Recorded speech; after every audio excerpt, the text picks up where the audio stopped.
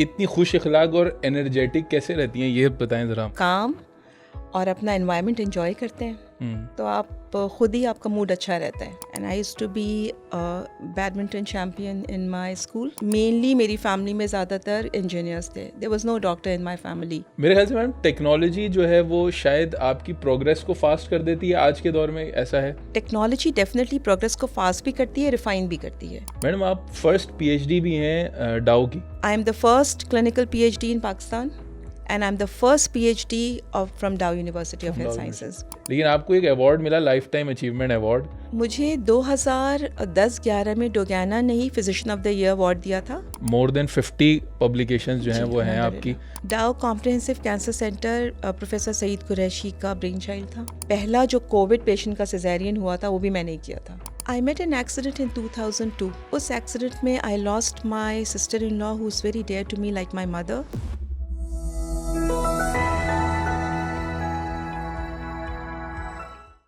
अस्सलाम वालेकुम. आपने तमाम देखने वालों को खुशामदीद कहते हैं ईवो टॉक्स की एक और पॉडकास्ट में, जहां पर हम आपके लिए ऐसी शख्सियात और ऐसी कहानियां लेकर आते हैं जो इंस्पिरेशन का बाइस बन सके. कहा जाता है पाकिस्तान में 51% आबादी ख़वातीन पर मुश्तमिल है और ये एक आम तासुर है कि इन ख़वातीन को आगे बढ़ने के मौक़े कम फराहम होते हैं. और इसी तासुर को आज हमने गलत साबित करने के लिए जिस शख्सियत को अपने स्टूडियो में मदऊ किया है, इनकी ज़िंदगी अचीवमेंट से भरी पड़ी है. आइए मिलाते हैं आपको मेरिटोरियस प्रोफेसर डॉक्टर जहां आरा, जो कि प्रो वाइस चांसलर हैं Dow university of health sciences की.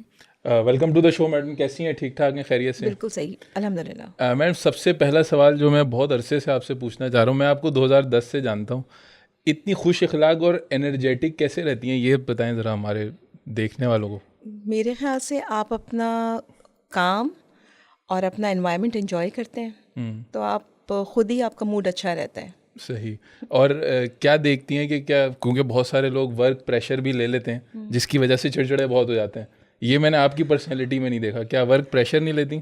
जो प्रोफेशन हमने सेलेक्ट किया है वो हमारी अपनी चॉइस थी और अपना काम और अपने प्रोफेशन को एंजॉय करना, अगर आप ये एंजॉय नहीं करेंगे तो फिर आप वो क्यों कर रहे हैं? ये भी बात सही. मेरे ख्याल से कि आप जो काम करते हैं उसको खुश होकर और एंजॉय करके करें तो आपकी पर्सनालिटी डेफिनेटली प्रेजेंट होगी. सही सही. मैम थोड़ा सा आपके स्टूडेंट डेज में चलते हैं. किस टाइप की स्टूडेंट थी? पढ़ने में बहुत तेज़ थी? ख़वातीन तो ज़्यादातर पढ़ने में ऑलरेडी जो है ना वो तेज़ होती हैं, तो क्या पढ़ने में तेज़ थी, एक्स्ट्रा करिकुलर एक्टिविटीज़ में थी, कैसी थी? थोड़ा सा आप हमें एज ए स्टूडेंट बताएं अपने बारे में. देखिए, मैं 1980 में मैट्रिक किया. हैप्पी होम स्कूल था. सही. और मैं बहुत स्पोर्टी थी. अच्छा. और I used to be in athletics. सही. और मैं बैडमिंटन और टेबल टेनिस भी खेला करती थी. And I used to be badminton champion in my school. तो मैं स्पोर्टी थी बहुत, लेकिन पढ़ती भी थी. स्टडीज़ में बहुत ज़्यादा लंबा टाइम नहीं देती थी, लेकिन जब एग्ज़ाम्स क्लोज आ जाते थे तो बड़ी फोकस्ड हो जाती थी. विद द रिज़ल्ट के मेरा मेडिकल कॉलेज में एडमिशन हुआ. 1983 में मैंने मेडिकल कॉलेज में, डाउ मेडिकल कॉलेज में एडमिशन हुआ और मैं जो मेरा मेरिट नंबर डाउ मेडिकल कॉलेज में 17 था. 17. तो यस, तो I M among the top most selected. और अपने 4 साल की MBBS एजुकेशन में भी मैं अपनी टॉप मोस्ट उसमें आती थी. डिस्टिंक्शंस भी थे, 1-2 साल मेरी मेरिट पोजीशंस भी थी, तो ज़रा पढ़ लेती थी बस. सही.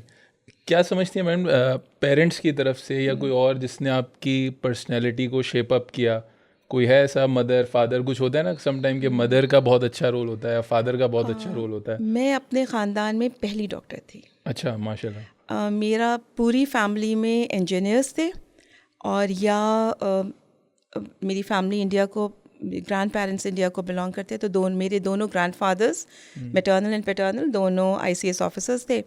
और फिर मेनली मेरी फैमिली में ज़्यादातर इंजीनियर्स थे. There was no doctor in my family.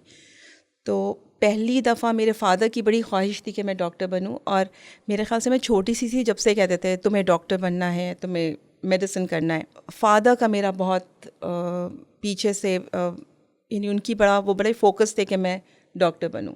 तो बाय चॉइस हुई या बाय फोर्स हुई डॉक्टर? वो बचपन से सुनते सुनते कि डॉक्टर बनना है आपको, चॉइस में कन्वर्ट वो चॉइस में कन्वर्ट हुई. क्या ठीक ठीक. और मैम क्या देखती हैं उस ज़माने में डाउ को, क्योंकि आपका एक बहुत लंबा अरसा डाउ के साथ जो है ना अब हो गया एफिलिएशन, तो क्या देखती हैं उस ज़माने के डाव को और आज के डाव को, कितना फ़र्क है? पता नहीं, मुझे तो डाउ मेडिकल कॉलेज वैसा ही लगता है। सही। और जब जाओ तो उसकी जो हेरिटेज का जो प्रिजर्व किया है, हेरिटेज बिल्डिंग्स है डाउ की, उसको बहुत अच्छा हमने प्रिजर्व किया है। तो मुझे वो डाउ मेडिकल कॉलेज वैसा ही लगता है। सही। और वही अराग ऑडिटोरियम और वही मोइन ऑडिटोरियम है और वही उनकी सीढ़ियों पे बैठना। तो डाउ मेडिकल कॉलेज तो वैसे ही लगता है, बस थोड़ा सा उसको पॉलिश कर दिया है, बेहतर कर दिया है, लेकिन उनकी वो हेरिटेज प्रिजर्व्ड है और इंशाल्लाह उसको प्रिजर्व रखेंगे। चलिए मैम, अब मैं इससे बिल्कुल ही एक मिलता जुलता सवाल कि उस टाइम के स्टूडेंट्स और आज के स्टूडेंट्स में क्या फ़र्क बहुत देखती हैं? डिफरेंस है। सही। अब जब से ये वाली जो जनरेशन है ना, स्पेशली तो ये जेन ज़ी और ये जो नई जनरेशन्स हैं, ये बड़े फास्ट हैं और ये बहुत रिज़ल्ट फोकस्ड हैं। हम लोग अपने ज़माने में इतना यानी रिज़ल्ट्स को फोकस नहीं करते थे। हम एफर्ट को फोकस करते थे। हम अपने एफ़र्ट्स लेते थे और जो हमारे जो आउटकम्स होते थे ना, वो अल्लाह ताला पे छोड़ देते थे। बाज़ दफ़ा आउटकम्स डिज़ायर्ड नहीं मिलते थे, बाज़ दफ़ा देर से मिलते थे और अचीव तो कर ही लेते थे, अचीव सब कर लेते हैं। When there is a will there is always a way. आपको परसिवेरेंस और जो साबित क़दमी है ना, उससे आप हर चीज़ अचीव कर ही लेते हैं। लेकिन ये जो यंगर जनरेशन है, इनको बहुत क्विक रिजल्ट्स चाहिए और ये हैं भी बहुत फास्ट। और जहाँ तक इंटेलेक्ट का ताल्लुक है, इनका इंटेलेक्ट भी बहुत ज़्यादा है। शायद सोर्सेज बहुत हैं उसकी वजह। शायद इनके पास यानी सोशल मीडिया है, Bundle इनके of पास knowledge। एआई है और इनके पास सबसे इम्पोर्टेंट तो गूगल है, हर चीज़ सर्च कर लेते हैं। वे ऑफ टीचिंग भी चेंज हो गया है और टीचिंग का परसेप्शन भी चेंज हो गया है। तो ये बड़े क्विक रिजल्ट्स चाहते हैं। सही। तो क्या देखती हैं मैडम कि सही है या गलत है? एक यहाँ पर एक सवाल भी तो ये बनता है ना देखिए, कि जैसे दुनिया प्रोग्रेस कर रही है और जैसा कि टेक्नोलॉजी प्रोग्रेस कर रही है, they are moving in the right direction. सही। दे हैव द राइट कि आप टेक्नोलॉजी को एम्ब्रेस करें और आगे जाएं। मेरे ख्याल से मैम टेक्नोलॉजी जो है वो शायद आपकी प्रोग्रेस को फास्ट कर देती है आज के दौर में, ऐसा है? टेक्नोलॉजी डेफिनेटली प्रोग्रेस को फास्ट भी करती है, रिफाइन भी करती है, लेकिन टेक्नोलॉजी को सही रास्ते पे इस्तेमाल करना सही। और उसका प्रॉपर और सही इस्तेमाल बहुत ज़रूरी है। ठीक ठीक। बाज़ दफ़ा सोशल मीडिया प्लेटफॉर्म्स नुकसान भी पहुंचाते हैं। सही। थोड़ा सा मेडिसिन से हटते हैं मैडम, वैसे क्या मसरूफियत रहती है, फ्री टाइम में क्या करती हैं, अदर देन मेडिसिन क्या शौक़ है, थोड़ा सा ये बताएं। मैं फ्रेंड्स सोशलाइजिंग का बहुत शौक़ है। मेरे अभी भी बहुत सारे क्लास फेलो से बहुत कनेक्टेड हूँ मैं। अच्छा। और अगर ट्रैवलिंग बहुत करती हूँ, ट्रैवलिंग करने का बहुत शौक़ है, दुनिया देखने का बहुत शौक़ है। घर में कुकिंग भी करती हूँ, कुकिंग का बहुत शौक़ है। रीडिंग करती हूँ, किताबें पढ़ने का भी शौक़ है। तो और फैमिली लाइफ एंजॉय करती हूँ।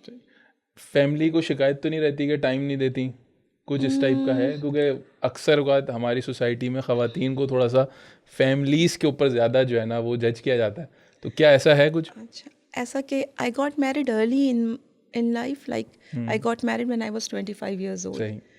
तो और माशाल्लाह आई हैव 2 kids।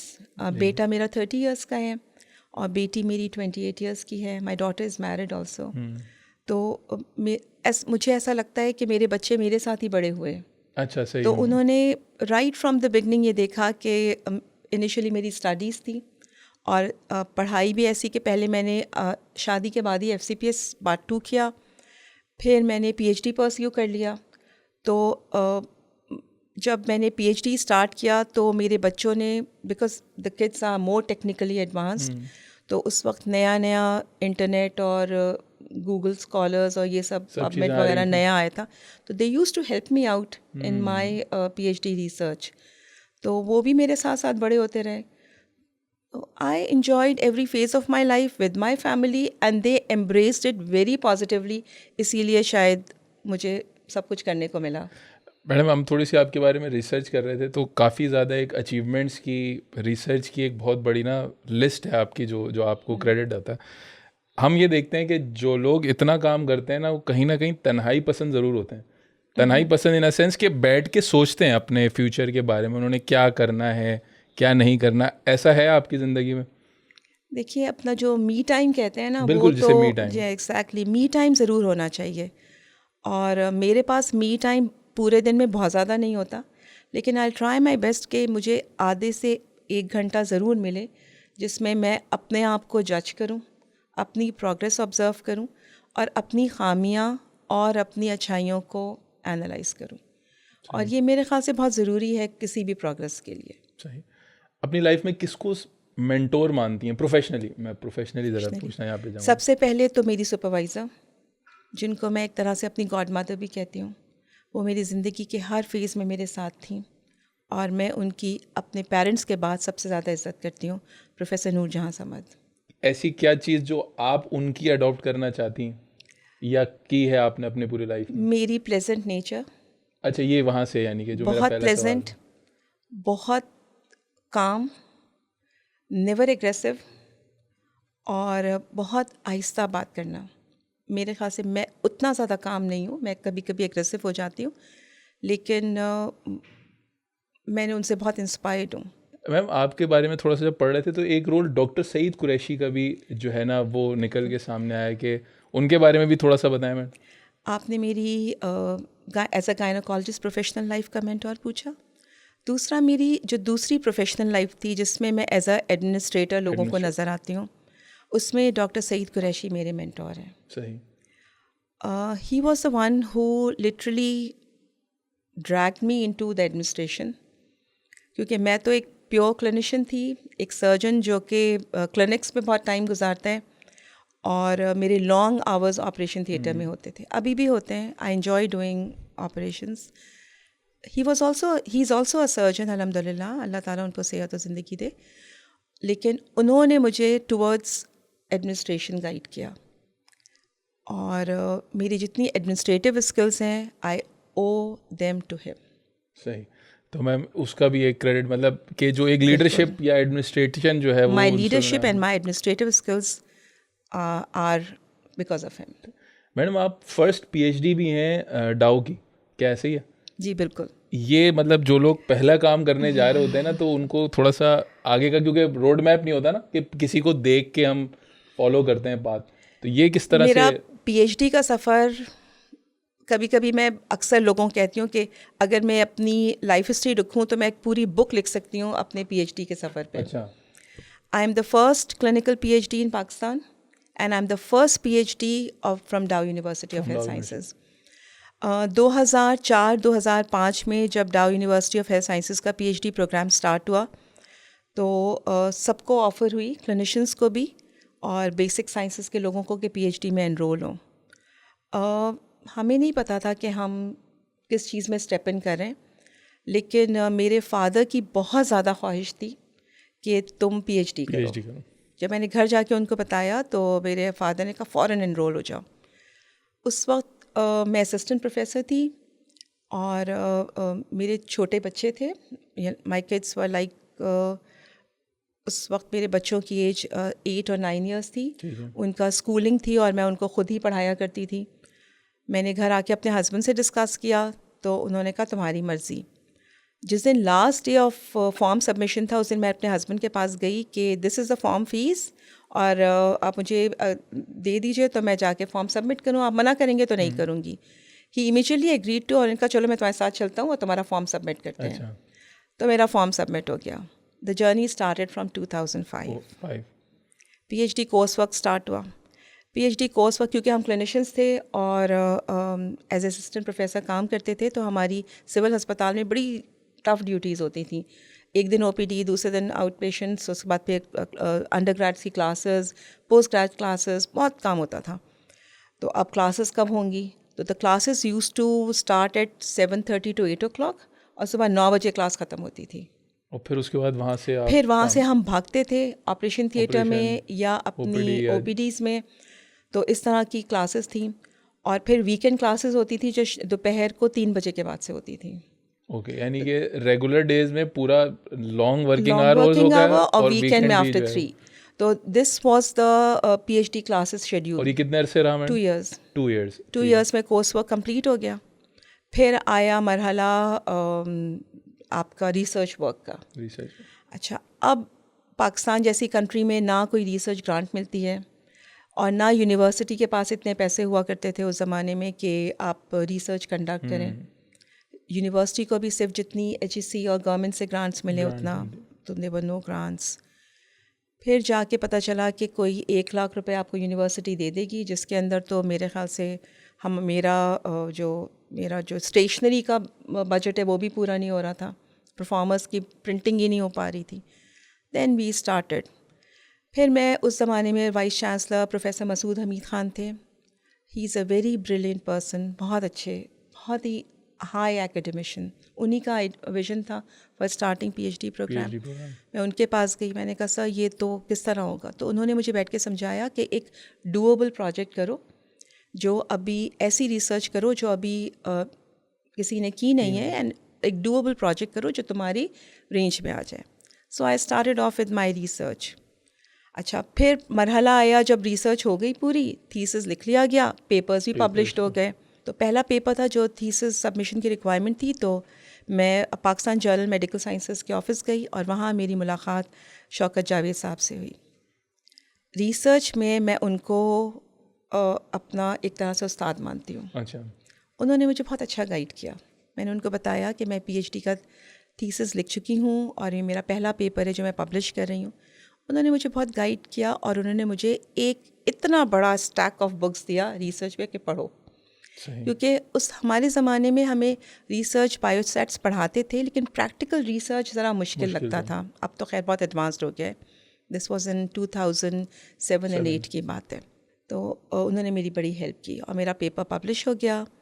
फिर मेरे आगे के आर्टिकल्स इंटरनेशनल पब्लिकेशंस में गए और मेरा एक article the best article on that topic in the world माना गया और वो उसकी भी बहुत साइटेशंस हैं।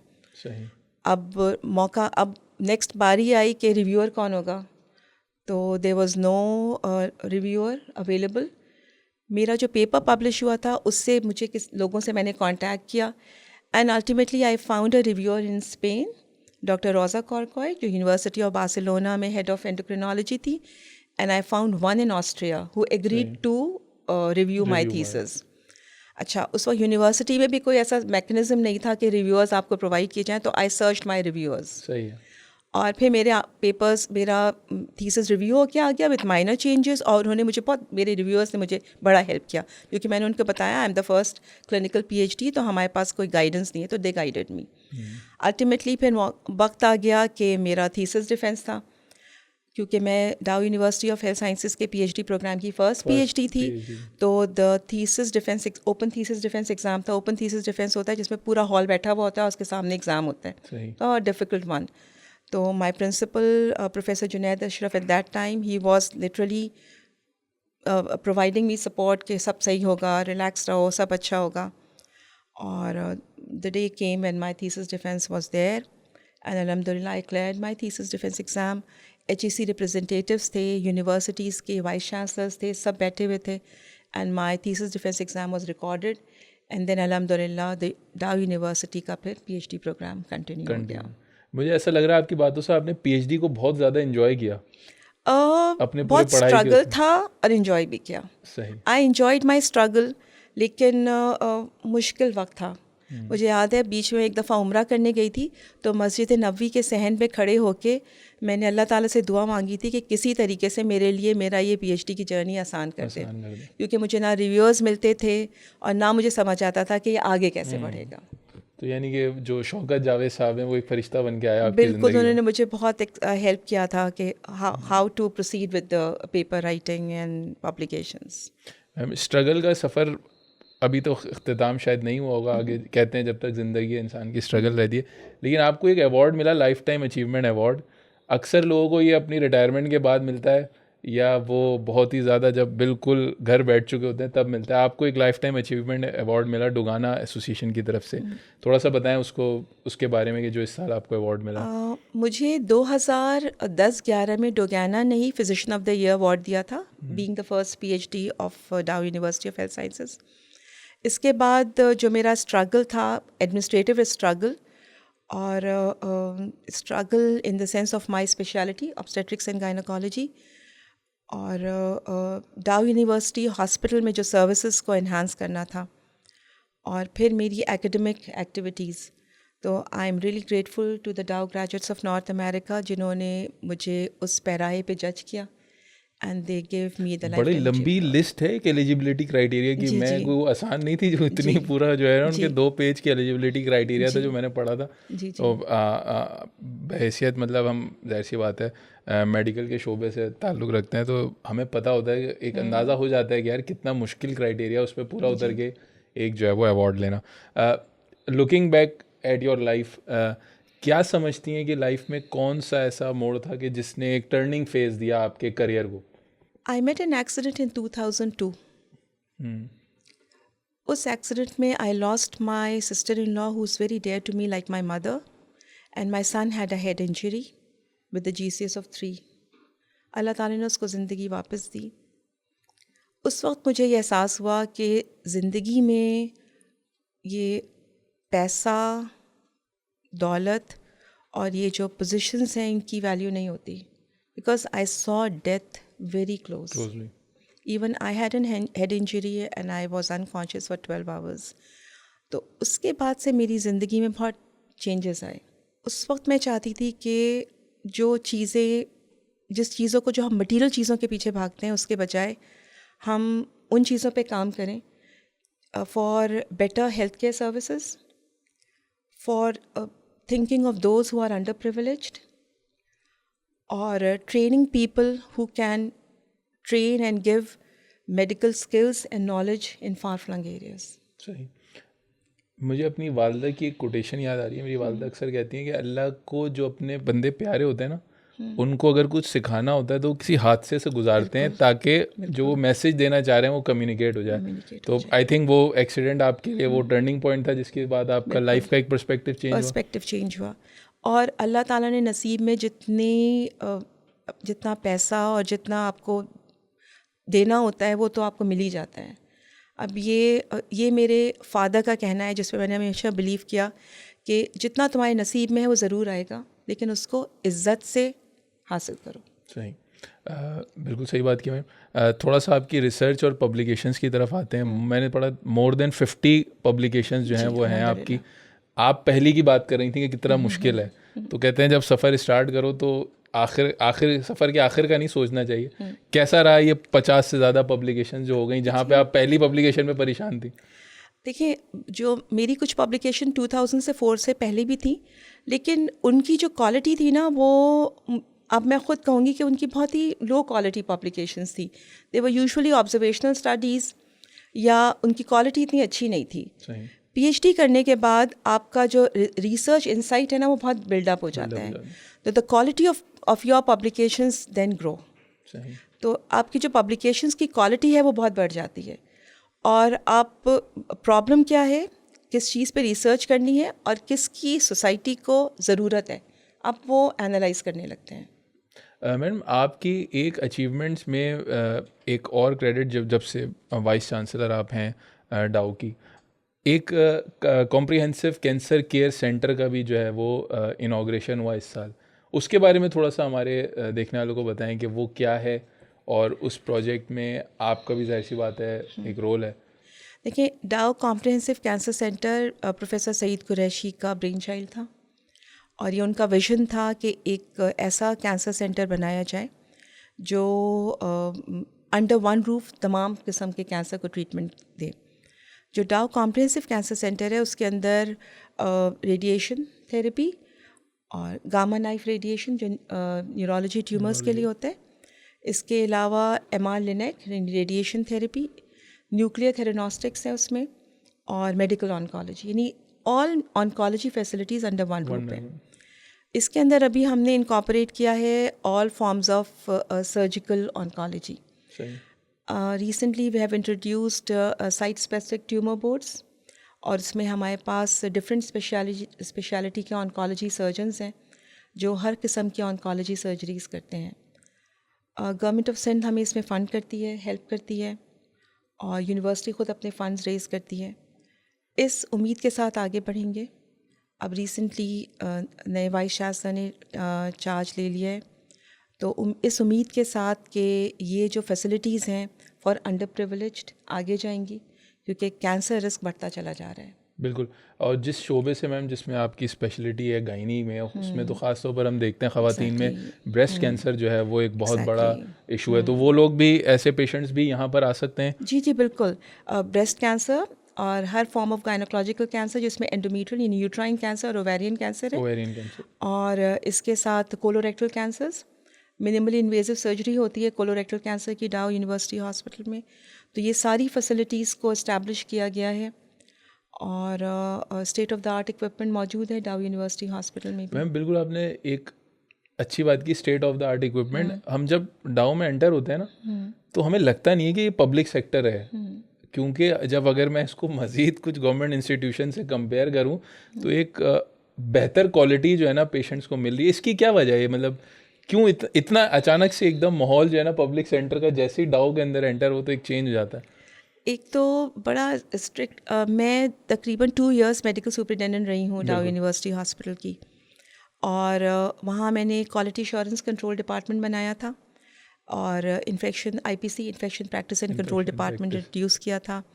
तो ये 2 डिपार्टमेंट्स की वजह से आपको जब, अच्छा, एक हमारा वहाँ पे कंप्लेंट मैनेजमेंट सिस्टम है, एक पूरा कंप्लेंट्स लॉन्च करने का। जो quality assurance and control department है, इसका बहुत इंपॉर्टेंट काम होता है कि वो ये क्वालिटी इंश्योर करे, क्लीनलीनेस और जो आपके जितने SOPs हैं उनकी इम्प्लीमेंटेशन। तो अगर आप अपने इस क्वालिटी को ज़रा सा इन्फोर्स कर देना तो हो जाता है। दूसरा, जितना पैसा आप अर्न करते हैं उसको लगा दें। लेकिन मैम कुछ लोग रेजिस्ट भी तो करते हैं इस चीज़ के अगेंस्ट, क्योंकि वो तो जाहिर सी बात है करेंगे, उनको एक्सप्लेन करना पड़ता है। हमारे जब मुझे वो वक्त याद है जब मैंने क्वालिटी कंट्रोल डिपार्टमेंट, QAC कहते हैं हम, quality assurance and control department, जब मैंने 3rd फ्लोर पे इस्टेब्लिश किया वो पूरा डिपार्टमेंट, तो मुझे बड़ी रिजर्वेशंस आई। उस वक्त जो क्लिनिशियंस जिनके वहाँ ऑफिस थे, they were not giving me that space. उनको कन्विंस करना, उनको समझाना, और उनको ऐसा लगता था कि ये हम पे पुलिसमैन बन के बैठ गए हैं, हर वक्त हमारी मिस्टेक्स निकालते हैं। लेकिन विद टाइम उनको खुद ये अंदाज़ा हुआ कि it is for their betterment. Ma'am थोड़ा सा कोविड के दिनों का बताएं, जहाँ पर आप ICUs की हेड भी थी गालिबन, कि वो दौर कैसा था, क्योंकि उस वक्त तो एक नफ्सा नफ्सी का आलम चल रहा था। 2019-20 में मुझे एक दिन vice chancellor doctor Saeed Qureshi की कॉल आई कि तुम्हारा मैं एक मेमोरेंडम निकाल रहा हूँ और तुम हाँ करती हो तो सही है, अदरवाइज़ मैं इसको डिसरिगार्ड कर दूँगा, as director operation theatres and ICU complex. I was puzzled. I never did any administration and I have no idea कि ICUs और ऑपरेशन थिएटर्स कैसा मैनेज होंगे। मैंने उनसे सिर्फ यही कहा, मैंने कहा सर आप अगर मुझे गाइड करते रहेंगे और हेल्प करेंगे तो I'll do it, अगर आप कह रहे हैं तो I'll do it, okay। तो उस वक्त वो मेरे लिए एक बहुत बड़ा चैलेंज था। एक 9 ऑपरेटिंग रूम का ऑपरेशन थिएटर है जिसके अंदर ट्रांसप्लांट्स होते हैं और कैबेज होता है और सारी मेजर लेप्रोस्कोपिक सर्जरीज होती हैं, और नीचे एक 36 बेडेड ICU है और इसके साथ 2 एडिशनल ट्रांसप्लांट ICUs भी हैं। अच्छा, मुझे नहीं पता था कि फ़ौरन से कोविड आ जाएगा और कुछ दिनों के बाद कोविड आ गया। कोविड के साथ उस वक्त हमारे मेडिकल सुपरिटेंडेंट डॉक्टर जाहिद आज़म थे, तो उनके साथ मिल के कोविड ICUs चलाना, मेडिकल ICUs चलाना, क्योंकि द होल हॉस्पिटल, डाउ यूनिवर्सिटी हॉस्पिटल पूरा कोविड हॉस्पिटल बन गया था, पूरा हॉस्पिटल वाज कोविड वार्ड। और मैं आज आपको बताऊं, पहला जो कोविड पेशेंट का सिजेरियन हुआ था वो भी मैंने ही किया था। अच्छा, वो भी सर आपके सर हैं? वो पहला कोविड सिजेरियन किया था मैंने, क्योंकि पेशेंट सारे वहीं थे and the patient was pregnant and she was Covid positive. तो जिस दिन मुझे मॉर्निंग में सिजेरियन करना था, मेरे ख्याल से मैंने अपनी फैमिली में उस वक्त, अच्छा मेरी फैमिली भी उस वक्त पाकिस्तान में नहीं थी और सब कनाडा में थे, मैं सारी रात नहीं सोई थी कि सुबह मैं पता नहीं कोविड का सिजेरियन करके बचूंगी या क्या होगा। And I never told my family कि I am about to do a caesarean section, क्योंकि उस वक्त बहुत खौफ था। और फर्स्ट वेव थी तो वो बहुत ज़्यादा पता भी नहीं था क्या करना, क्या किसी को भी नहीं बहुत खौफ था। नहीं, उस वक्त मुझे भी खौफ था कि I don't know if I get Covid during the procedure तो क्या होगा, और ये भी नहीं पता था कि ब्लड ट्रांसमिशन है, प्रिक हो गया तो क्या होगा, हालांकि it was a respiratory infection, लेकिन कुछ पता नहीं था। फिर कोविड आईसीयूज़, अब आईसीयू में वर्क करने के लिए एनेस्थेटिस्ट और वर्क फोर्स कहाँ से आए, तो मुझे याद है मेरे अपने गायनी के जो पोस्ट ग्रेजुएट्स और हाउस ऑफिसर्स थे, उन्होंने आईसीयू टेक्नीशियंस काम किया। अच्छा, उनके साथ हम खुद खड़े होकर ट्रेन करना, वेंटिलेटर की सेटिंग सीखना, ये सब कुछ उस ज़माने में हुआ। That was a very challenging time in fact, and the whole hospital and the paramedics and they all, अगर हम उनके साथ ना खड़े होते तो शायद वो ना होते, तो हमें उनके साथ खड़ा होना पड़ा। और इवन जब कोविड वैक्सीनेशन हुआ तो सबसे पहले मैंने जाके वैक्सीन लगवाया था, क्योंकि अगर मैंने वैक्सीन लगवाया तो फिर मेरा पूरा डिपार्टमेंट और लगा था। आपको कोविड हुआ था वैसे madam? I think I had 2 episodes of Covid, लेकिन मुझे कभी अल्हम्दुलिल्लाह इतना सिवियर कोविड नहीं हुआ कि मुझे एडमिशन करना पड़ा। हालांकि आप थी बिल्कुल हाँ, कोविड के बिल्कुल बीच में। वो इम्यून भी हो जाते हैं Immune ना, भी हो जाते हैं, और हाँ, फिर सही। वैक्सीनेशन बहुत अर्ली हो गया था। सही सही। तो मैम यानी कि जब आपको ये जिम्मेदारी दी गई, एक तो पहला एडमिनिस्ट्रेटिव रोल और उसके बाद उतना चैलेंजिंग टाइम, कैसे देखती हैं कि कितना मुश्किल था, और अब चूंकि अब तो 5-6 साल गुजर गए, तो कैसा देखती हैं चेंज अपने अंदर? टीम वर्क और एक दूसरे की सपोर्ट। डॉक्टर जाहिद आज़म उस वक्त मेरे साथ MS थे वहाँ पर। टीम वर्क के साथ डॉक्टर साइमा हुसैन होती थी हमारी, अब वो DMS हैं। और इसके अलावा मेरे ऑपरेशन थिएटर के जो स्टाफ थे, एनेस्थेटिस्ट डॉक्टर हामिद महमूद, ये सब लोगों ने, we all stood together and we work together. अपने आप को किस टाइप का मैडम, क्या लीडर कहेंगे या एडमिनिस्ट्रेटर मानती हैं कि सख्त मिजाज हैं, थोड़ा सा नरम मिजाज हैं? क्योंकि हम आपके स्टाफ से तो मिलते हैं तो कभी कभार वो भी कहते हैं कि मैडम गुस्सा कर लेती हैं, लेकिन हमें लगता नहीं कि आप गुस्सा करती होंगी। आई डोंट नो मेरा लीडरशिप स्टाइल किस तरह का है। I think I am a form of a servant leader. मैं लोगों के अंदर बैठ के उनसे काम करवाती हूँ। एट टाइम्स डिक्टेटर भी होना पड़ता है, क्योंकि you have to get certain things done, तो आपको उनको डिक्टेट करना पड़ता है, telling them what's right and wrong, timelines भी देनी पड़ती हैं। मैंने जो अपना देखा है, मैं वो आपको बताता हूँ कि आप थोड़ा सा रिलेटेबल रहती हैं और कनेक्टेड रहती हैं अपने लोगों के साथ। एग्जैक्टली। शायद वो आपका एक लीडरशिप रोल जो है ना बड़ा बेहतर है। देखिए, अगर आप लोगों से काम करवाना चाहते हैं तो उनसे कांटेक्ट में रहें, उनके प्रॉब्लम्स और उनकी चीज़ों को सपोर्ट भी करें, उनको क्रेडिट भी दें और उनको सपोर्ट भी करें, उनके साथ बैठें। और दूसरा, वो आपको एज अ रोल मॉडल देखेंगे तो वो काम करेंगे। सही। मैडम आजकल के स्टूडेंट, क्योंकि आप जाहिर सी बात है टीचिंग साइड पे भी रही हैं, स्टूडेंट्स को कैसे देखती हैं ख़ास तौर पर पढ़ाई के हवाले से, कि एडॉप्टिव नेचर है या लेट इट गो वाली बात है? किस टाइप की नेचर देखती हैं आजकल के स्टूडेंट्स में? देखिए, हमारे ज़माने में भी हर तरह के स्टूडेंट्स होते थे, ठीक है। बहुत ही कैजुअल लेने वाले भी स्टूडेंट्स होते थे, बहुत फोकस्ड और बहुत पढ़ने वाले स्टूडेंट्स भी होते थे। तो आजकल भी ऐसे ही हैं, they are various different students की कैटेगरी है, लेकिन if they are mentored in the right direction, the students are very good. Madam थोड़ा सा बताएं, डाओ को आगे आने वाले दिनों में क्या नई चीज़ें होने जा रही हैं, या कोई ऐसे नए प्रोजेक्ट्स हैं जो डाओ के अंदर आएंगे, डाओ के अंडर अम्ब्रेला में? देखें, अब ये AI रेवोल्यूशन है, ठीक, और हेल्थ केयर को भी AI रेवोल्यूशन को एक्सेप्ट करना है। बहुत सी चीज़ें AI के थ्रू चेंज हो जाएंगी, और ऐसा लोग कहते हैं कि डॉक्टर्स को रिप्लेस कर देगा। No one can replace doctors. Doctors की स्किल्स और डॉक्टर्स की प्रेजेंस AI को रिप्लेस नहीं कर सकती, लेकिन वो डॉक्टर्स और वो लोग जो AI को एक्सेप्ट नहीं करेंगे वो रिप्लेस हो जाएंगे। तो डाओ भी AI की तरफ जा रहा है, और हमारे बहुत सारे सिस्टम्स लिंक्ड हो जाएंगे, और things are going to go in a better way. मैं पहली दफ़ा मैंने देखा है कि एक पुरानी जनरेशन का बंदा आर्टिफिशियल इंटेलिजेंस को जो है ना वो एक्नॉलेज कर रहा है, क्योंकि अक्सर लोग कहते हैं कि शायद ये टेक्नोलॉजी या ये जो टेक्नोलॉजी का दौर है शायद नए लोगों के लिए, इसमें हमारे लिए कुछ नहीं है। लेकिन अच्छी बात है, वो कहते हैं कि अगर आप दौर के साथ ना चलें तो आप बहुत पीछे रह जाते हैं। आर्टिफिशियल इंटेलिजेंस की बात करी, हम तो देख रहे हैं कि बहुत सारे प्राइवेट सेटअप्स के अंदर तो आर्टिफिशियल इंटेलिजेंस के बेस पे सर्जरीज़ भी हो रही हैं, डिफरेंट चीज़ें हैं, रोबोटिक सर्जरीज़ हो रही हैं। डाओ के अंदर कोई इस टाइप की चीज़ें? डाओ में रोबोटिक्स है और हमने इनकी ट्रेनिंग्स भी स्टार्ट की हुई है। जनरल सर्जरी, गायनोकोलॉजी दोनों में रोबोटिक्स हो रहा है। We have 2 functional robots installed in civil hospital और सून इंशाल्लाह we will be having a robot in Dow university hospital too. तो you have to embrace the change and you have to go forward. 10 साल बाद डाओ को कहाँ देखती हैं ma'am? अगर मैं आज की तारीख में बैठ के हम ये बात करेंगे, 10 साल बाद डाओ कहाँ पे होगा? हमारा विजन है कि इंशाल्लाह और ग्रो करेगा। सही। कुछ और कैंपसेस बनेंगे सही।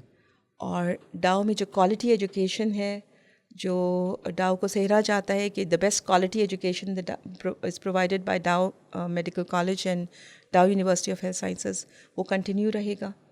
एलाइड हेल्थ साइंसेस और आगे जाएंगी। सही। We are in the process के हमने इस दफ़ा की ADP स्कीम से भी डाला है कि हमें public health school, allied health sciences का पूरा अपना इंस्टीट्यूट चाहिए। बायोटेक्नोलॉजी और आगे जाएगी। इंशाल्लाह Dow will have own vaccine production facility, क्योंकि पाकिस्तान में कभी भी कहीं वैक्सीन नहीं बनता। Dow has started producing their indigenous vaccines, तो डाओ अपना वैक्सीन प्रोडक्शन की फैसिलिटी को और इन्हांस करेगा। जो हमारा क्लिनिकल ट्रायल यूनिट्स हैं, रिसर्चर्स हैं, they need to grow and they are growing. In foreign grants और foreign clinical trials हमें बहुत मिलते हैं। और फिर वही वाली बात, we cannot compromise on quality. तो क्वालिटी को सस्टेन करना है और आगे बढ़ाना है। मैम यहाँ पर एक जो रोल आता है वो होता है गवर्नमेंट का। गवर्नमेंट की तरफ से आपको सपोर्ट है फाइनेंशियली, जो भी सारे प्रोजेक्ट्स हैं, है ऐसा या नहीं? क्योंकि हम तो देखते हैं कि हेल्थ डिपार्टमेंट में सिंध गवर्नमेंट का अच्छा रोल है वैसे। जी बिल्कुल, सिंध गवर्नमेंट बहुत सपोर्ट करती है। हमारे बहुत सारे प्रोग्राम्स हैं, जैसे ट्रांसप्लांट प्रोग्राम्स हैं। Liver transplant supported by Sindh government, the bone marrow transplant programme is supported by government. और अब तो हमें अभी गवर्नमेंट ने ऑन्कोलॉजी जो हमारी सर्विसेज हैं उनको भी सपोर्ट करना शुरू किया है।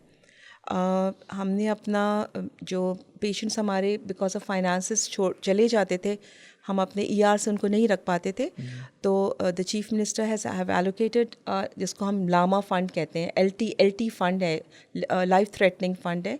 वो पेशेंट्स जो out of lack of finances and they are life threatening and they are leaving, we keep them and we provide them with full complete medical care and services. ये सब सिंध गवर्नमेंट फंडेड है। सही। और मैं अगर पूछना चाहूँ कि जो जहान आ रहे हैं उनका अब आगे क्या ऑब्जेक्टिव है? कंटिन्यू द ट्रेनिंग, अपने लोगों को ट्रेन करना है। मैं college of physicians and surgeons की इलेक्टेड फैकल्टी मेंबर भी हूँ ऑब्स्टेट्रिक्स एंड गायनोकोलॉजी की एजुकेशन में, और FCPS के मेयार को बुलंद करना है। Second fellowships in gynaecology obstetrics को आम करना है। सब स्पेशलिटी जैसे gynae oncology, uro gynaecology, foetal maternal medicine, endoscopic surgery in gynaecology, इनको आगे लेके चलना है, नए लोगों को उसमें गाइड करना है और एडवांसेस लेके जाना है। यानी कि जो मुश्किलात आपको 2006 में थी, आपने उनके लिए आसानी पैदा करनी है, उनको ही के लिए आसानी पैदा करनी है। इंशाल्लाह दिस ईयर अब मेरी एक पोस्ट ग्रेजुएट स्टूडेंट है who's a PhD scholar. Inshallah, soon she'll be doing her PhD in obstetrics and gynecology with me, her, and one from as adjunct. Inshallah, I'll be starting the PhD program. The Dow University will be starting the PhD program in obstetrics and gynecology, inshallah. Inshallah. And this is my aim, कि inshallah more people will come into research and research advances. आखिर में madam कोई अपने students को या देखने वालों को कोई मैसेज देना चाहें? ख़ासतौर पर अपने स्टूडेंट्स को मैं ज़्यादा कहूँगा, क्योंकि वो ऐसे हैं जो आपके साथ रोज़ाना ही कनेक्टेड रहते हैं। देखें, मेरी पूरी जर्नी परसिवियरेंस और पेशेंस पे डिपेंडेंट है। साबित क़दमी, सब्र और मुस्तकिल जद्दोजहद आप अचीव कर लेते हैं जो आप लेना चाहते हैं। सही। बहुत शुक्रिया मैडम आपके कीमती वक्त का। डॉक्टर साहिबा की जर्नी से मैं तो बहुत ज़्यादा मुतासिर हुआ। आप कितना मुतासिर हुए आज ही हमारे कमेंट सेक्शन में आके बताएं, और जाने से पहले इस चैनल को लाइक, सब्सक्राइब और शेयर ज़रूर करते जाएं। शुक्रिया।